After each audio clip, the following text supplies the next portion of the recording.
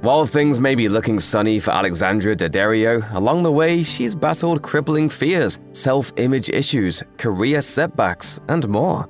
While her story may have a happy ending, she's no stranger to the struggle bus. Acting wasn't the obvious choice for Alexandra Daddario. She grew up in a family of lawyers, including both of her parents. But surprisingly, they encouraged her artistic side, which resulted in her joining an acting class at 11. Very quickly, Daddario realized acting offered something she wasn't getting out of her everyday life. She told Flaunt magazine, "I don't want to say I grew up in a rigid environment, but there was a lot of pressure on me to go to an Ivy League school and to get great grades and score really high on my SATs." Your father's offered to help me get into Harvard. He said he'd cover my tuition. While her parents were supportive of her acting, Daddario still felt like she was going against the grain by choosing a career that allowed her to lean on her emotions. In fact, she struggled with the level of emotionality required from acting. As a kid, she was embarrassed to share sad moments in acting class exercises, though it later taught her to be vulnerable in her performances. Daddario's life took a major turn when she was cast in a recurring role on the ABC soap opera All My Children. Almost immediately, she had to adjust to on-set schooling and the wild environment of television, especially the fickle world of soaps. Daddario's presence on the show coincided with a negative shift in public favor toward All My Children, as the show began to focus on the younger characters after the departure of several veteran cast members. After a year on All My Children, in which she appeared in over 40 episodes, Daddario was fired as a result of a creative shift in the show's direction. However, Daddario blamed herself for losing the job, telling Women's Health, "I wasn't a very good actress. I knew something was wrong, but I knew I could fix it. I knew that I loved what I did and that I could be better." You backstabbing fake. Daddario continued to take classes and worked on improving her acting skills, becoming proficient in an approach to acting known as the Meisner technique. Daddario's journey to stardom may have hit a snag, but she was determined to persevere. After being fired from All My Children and before landing her breakout role of Annabeth in the Percy Jackson movies, Daddario played a number of minor screen roles, including a bit part in Noah Baumbach's The Squid and the Whale and the 2007 horror film The Attic. However, Daddario still felt like she wasn't fully formed as an actor. In an interview with Backstage, she described a failed audition for Fox's Point Pleasant when she was 17 years old as proof that she had a long way to go with her craft, confessing, "I completely forgot my lines and completely blew the screen test. I was so close and I was very upset with myself for a long time about that."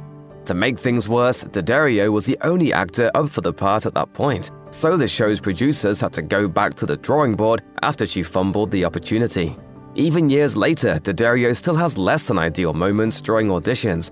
In another interview with Backstage, she describes the casting process as a necessary hell, saying, "First you become a better auditioner, then you become a better actor and work on your confidence." One of the biggest phobias Daddario's had to overcome in her career has been the fear of flying. Plane travel used to terrify her, and sometimes still does, as she shared with Collider, saying, "I used to really struggle with it. I still have it a little bit." However, since the life of a mainstream actor requires her to be on airplanes quite often, she's gotten used to facing the fear and is no longer petrified by the prospect of flying. Even then, there are other fears she's expressed publicly that aren't so easy to overcome, such as her fear of germs, although she told People magazine, "I'm not type A with that kind of thing. I am a germaphobe, but I'm not organized." Nevertheless, that phobia specifically inspired her to partner with Kleenex wet wipes, which she always brings with her on airplanes to stay sanitary. Prior to marrying producer Andrew Form in 2022, Daddario had been notably private about her romantic life, though that didn't stop tabloid speculation. In particular, she was linked to her Percy Jackson co-star Logan Lerman following the release of the first movie in 2010, when the two were spotted spending time together outside of press junkets and production. While neither Daddario nor Lerman ever confirmed their relationship, there were reports that they got engaged in 2014. But by 2016, they'd broken up, a sad ending to the love story that fans of the fantasy films may have wanted. Daddario later opened up to Women's Health about her active dating life, saying, "I'm really nervous around boys." She briefly tried Tinder, but said, "People have recognized me and it's embarrassing." Dating, it sucks so much. I mean, I'm so sick of all the head games. Logan Lerman wouldn't be the last co-star that Daddario was linked to. Around the time Baywatch was released, she was often spotted out and about with co-star Zac Efron. But Daddario personally denied the romantic connection, although she admitted to People, "We would have had very blue-eyed children, wouldn't we?"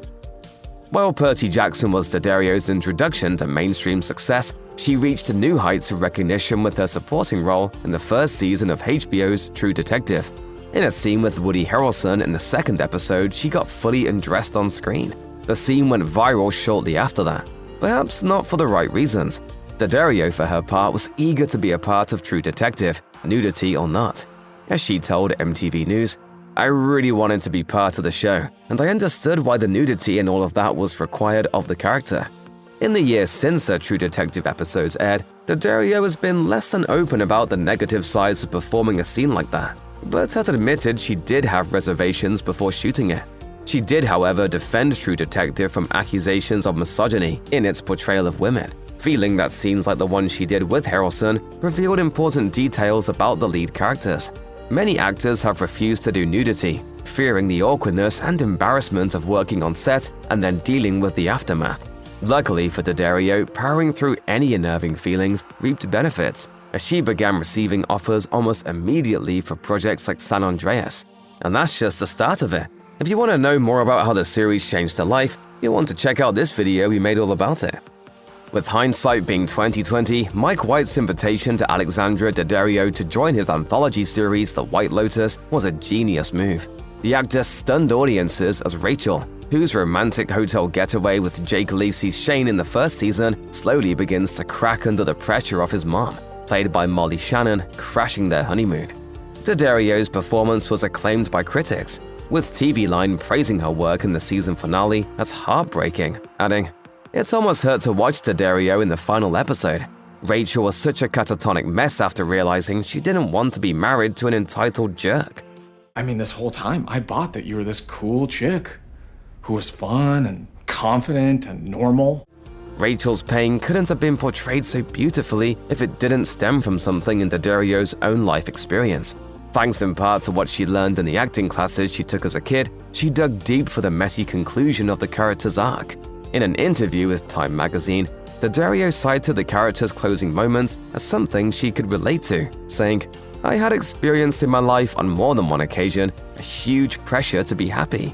I've definitely felt that before, where you bounce around trying to be happy for somebody else who really isn't listening to why you're really unhappy." Daddario's stellar work in The White Lotus didn't go unnoticed, and the actor received her first Emmy nomination alongside co-stars Connie Britton, Natasha Rothwell, Sydney Sweeney, and Jennifer Coolidge, who ultimately won the award. The actress has starred in plenty of horror films throughout her career, among them Bereavement, Texas Chainsaw 3D, and We Summon the Darkness. However, the actor lived her own horror movie for a brief moment in 2022, when she was confronted by a stalker in her Los Angeles home. It was reported early in the year that Daddario had called the police on David Keiko, who allegedly showed up at her front door while she was home with her then-fiancé. As Daddario wrote in her official statement to police, she immediately suspected something wasn't right with Keiko and slammed the door, after which she explained, "He was sitting on a fountain in my front yard and staring at my house." When police apprehended Keiko, they discovered a loaded gun in his car, indicating that his intentions may have turned worse had Daddario not acted quickly. To make matters even more terrifying, Keiko accused Daddario in his statement to police of being the one who was stalking him through satellites and hidden messages in her YouTube videos. Despite Keiko being released on bail, Daddario apparently hasn't seen the stranger again, but did have to move out of her home as a safety precaution. Following her renewed success on The White Lotus, Daddario stayed in the world of television for her next endeavor. In 2023, she began starring in AMC's Mayfair Witches, based on Anne Rice's trilogy of novels. She plays Rowan Fielding, a neurosurgeon who discovers she's part of a dynasty of witches and learns to embrace her own powers. With a second season of Mayfair Witches already on the way, Daddario seems right at home in the supernatural realm, though it hasn't been her first exposure to the paranormal.